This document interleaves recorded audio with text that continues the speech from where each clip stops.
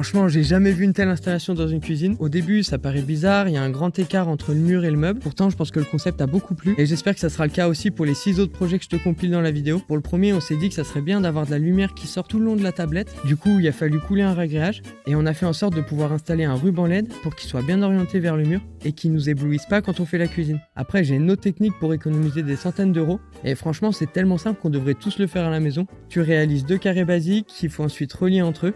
L'idée, c'est de faire un salon d'été qui fait haut de gamme, sauf que là, tout peut se faire avec de la récup. C'est pas long à faire et c'est le truc qu'il faut pour bien profiter. Franchement, simple et efficace, surtout pour se poser autour du feu. Après, dans notre entrée, on a fait un truc hyper simple mais très stylé. On a utilisé cette corde et des appliques quelconques. Le plus dur, enfin le plus long, c'était d'enrouler la corde autour du câble électrique. Ensuite, j'utilise des restes d'acrylique, du PEC et un peu de colorant. Et on va peindre tout l'intérieur en métal.